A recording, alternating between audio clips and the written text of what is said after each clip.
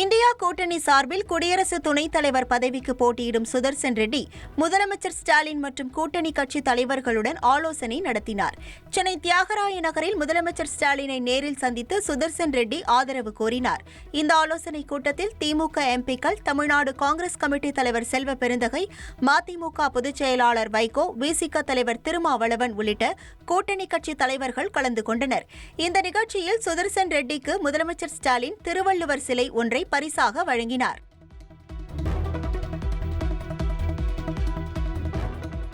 India கூட்டணி சார்பில் குடியரசு துணைத் தலைவர் பதவிக்கு போட்டியிடும் சுதர்சன் ரெட்டி மிகவும் தகுதி வாய்ந்த வேட்பாளர் என முதலமைச்சர் ஸ்டாலின் தெரிவித்தார். அரசியலமைப்பு சட்டத்தை பாதுகாக்க சுதர்சன் ரெட்டி தேவை என்றும், புதிய கல்விக் கொள்கைக்கு எதிரான தமிழ்நாட்டின் உணர்வுகளை வெளிப்படுத்தியவர் என்றும் கூறினார். 60 ஆண்டுகால வாழ்க்கையை சட்டம், நீதி போன்றவற்றிற்காக செலவழித்தவர் என்றும், சமூக நீதியை காக்கும் வகையில் சுதர்சன் ரெட்டி தனது பணியில் பங்களிப்பை செலுத்தியுள்ளதாகவும் முதலமைச்சர் தெரிவித்தார். மரியாதைக்குரிய சுதர்சன் ரெட்டி அவர்களே, அரசியலமைப்பு சட்டத்தை பாதுகாக்கும் உச்சநீதிமன்ற நீதியரசரா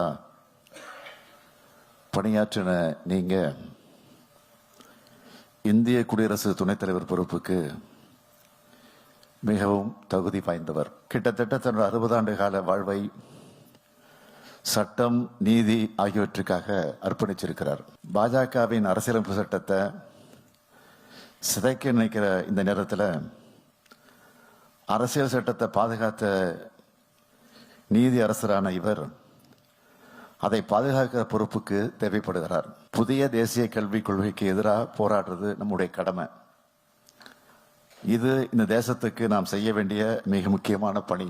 சட்ட ரீதியாகவும் மனித உரிமைகளுக்காகவும் போராடின, வாதாடின, தீர்ப்பு வழங்கின மாண்புமை சுதர்சன் ரெட்டி அவர்கள் இந்திய ஜனநாயகத்தை காக்க, நாடாளுமன்ற மரபுகளை காக்க, மக்களாட்சியை காக்க, அரசியலமைப்பை காக்க குடியரசு துணைத் தலைவராக வெற்றி பெற்று வரணும்னு வாழ்த்தி விடைபெறுகிறேன்.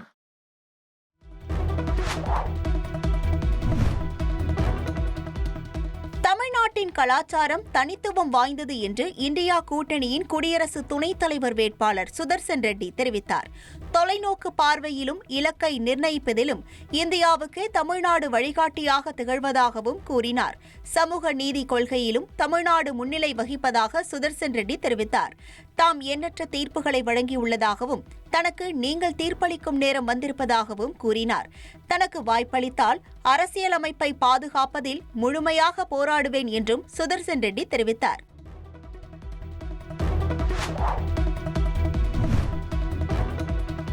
DRDO நிறுவனத்தின் புதிய வான் பாதுகாப்பு ஆயுத சோதனை ஒடிசா கடற்கரையில் வெற்றிகரமாக நடத்தி முடிக்கப்பட்டது. புதிய வான் பாதுகாப்பு அமைப்பில் இந்தியாவில் தயாரிக்கப்பட்ட தரையிலிருந்து துரித எதிர்வினையாற்றும் ஏவுகணை, குறுகிய தூர விமான எதிர்ப்பு ஏவுகணை மற்றும் லேசர் சக்தியால் இயங்கும் ஆயுதம் ஆகியவை உள்ளன. பல அடுக்கு பாதுகாப்பு திறனுடன் உருவாக்கப்பட்ட இந்த புதிய ஆயுத அமைப்பு எதிரி விமானங்கள் மற்றும் ட்ரோன்களை விரைவாக தடுத்து அழிக்கும் வகையில் தயாரிக்கப்பட்டுள்ளது. இதன் முதல் சோதனை ஒடிசா கடற்கரையில் வெற்றிகரமாக நடத்தி முடிக்கப்பட்டதாக DRDO நிறுவனம் தெரிவித்துள்ளது.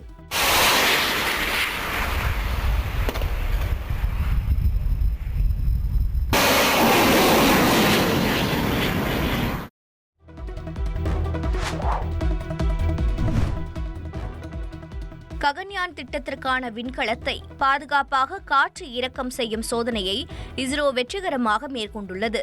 ககன்யான் திட்டத்திற்காக ஆளில்லாத விண்கலனை விண்ணில் செலுத்தி பரிசோதனை மேற்கொள்ள இந்தியா திட்டமிட்டுள்ளது. இந்த திட்டத்திற்காக தயாரிக்கப்பட்ட விண்கலத்தை பாதுகாப்பாக ஸ்பிளாஷ் டவுன் செய்யும் சோதனையை இஸ்ரோ மேற்கொண்டது. இதில் 3 பாராசூட் உதவியோடு விண்கலன் பாதுகாப்பாக தரையிறக்கம் செய்யப்பட்டது. இந்திய விமானப்படை, DRDO மற்றும் இஸ்ரோ இணைந்து IDAT-01 எனப்படும் இந்த ஒருங்கிணைக்கப்பட்ட காற்று இறக்க பரிசோதனையை வெற்றிகரமாக மேற்கொண்டிருப்பதாக தெரிவிக்கப்பட்டுள்ளது.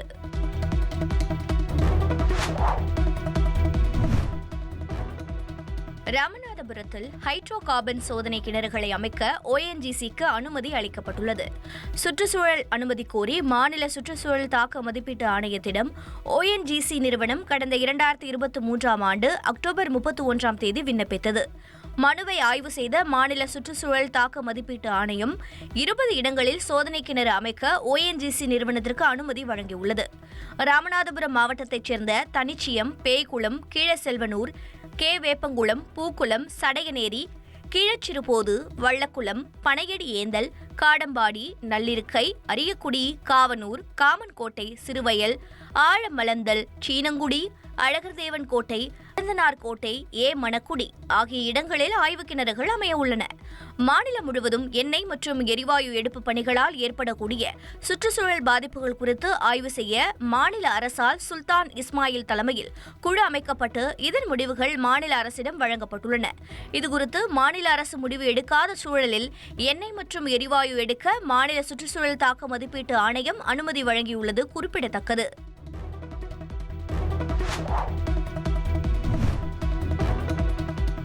கிருஷ்ணகிரி மாவட்டத்தில் அமையவுள்ள ஹோசூர் விமான நிலையத்துக்கு சூளகிரி தாலுகாவில் இடம் தேர்வு செய்யப்பட்டுள்ளதாக தகவல் வெளியாகியுள்ளது.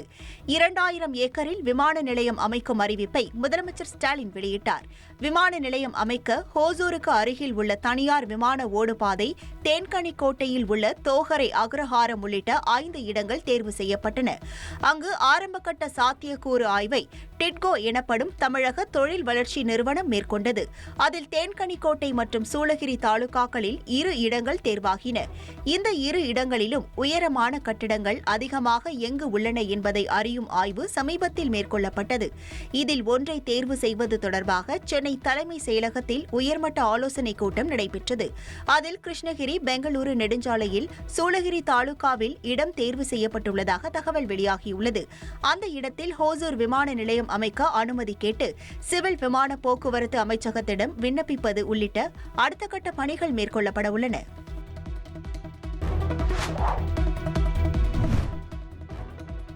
பள்ளிக்கல்வித்துறையில் ஆசிரியர்கள், ஊழியர்களின் கல்வி சான்றிதழ்களின் உண்மை தன்மையை ஆய்வு செய்து அறிக்கை அளிக்க உத்தரவிடப்பட்டுள்ளது. பள்ளிக்கல்வித்துறையில் போலி சான்றிதழ்களை கொடுத்து ஆசிரியர்களாகவும் பிற ஊழியர்களாகவும் பலர் பணியாற்றி வருவதாக கூறப்படுகிறது. அரசு பணிகளில் புதிதாக சேரக்கூடியவர்களின் கல்வி சான்றிதழ்களின் உண்மை தன்மையை உடனுக்குடன் பரிசோதனை செய்யாததன் காரணமாக ஆண்டு கணக்கில் பலர் போலி சான்றிதழ்களை கொடுத்து பணிபுரிவதாக சொல்லப்படுகிறது. எனவே இந்த ஆண்டு இறுதிக்குள் அனைத்து வகை ஆசிரியர்கள் மற்றும் ஊழியர்களின் 10ஆம் வகுப்பு, 12ஆம் வகுப்பு மற்றும் இதர கல்வி சான்றிதழ்களின் உண்மை தன்மையை ஆய்வுக்கு உட்படுத்தி அறிக்கை அளிக்க வேண்டும் என பள்ளிக்கல்வித்துறை உத்தரவிட்டுள்ளது. இது தொடர்பான சுற்றறிக்கை மாவட்ட கல்வி அலுவலர்களுக்கு அனுப்பப்பட்டுள்ளது.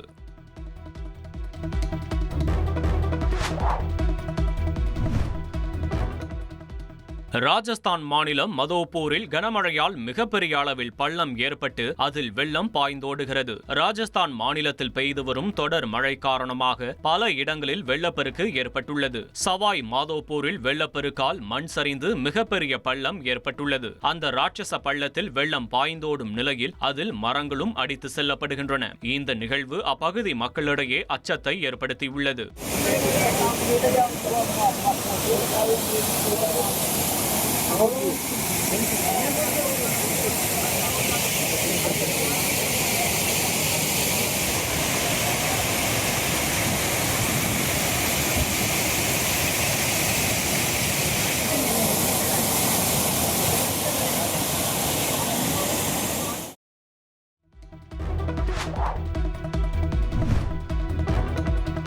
போரில் ரஷ்யாவுக்கு எதிராக அமெரிக்க ஏவுகணைகளை யுக்ரைன் பயன்படுத்தக்கூடாது என பென்டகன் திடீர் கட்டுப்பாடு விதித்துள்ளது.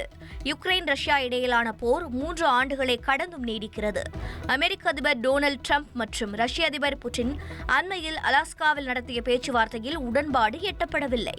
யுக்ரைனுக்கு அமெரிக்கா ஆயுதங்கள் வழங்கிய நிலையில் அமெரிக்க தயாரிப்பு நீண்ட தூர ஏவுகணை அமைப்புகளை யுக்ரைன் பயன்படுத்தக்கூடாது என அமெரிக்க ராணுவ தலைமையகமான பென்டகன் அறிவுறுத்தியுள்ளதாக அமெரிக்க அதிகாரிகள் கூறியுள்ளனர்.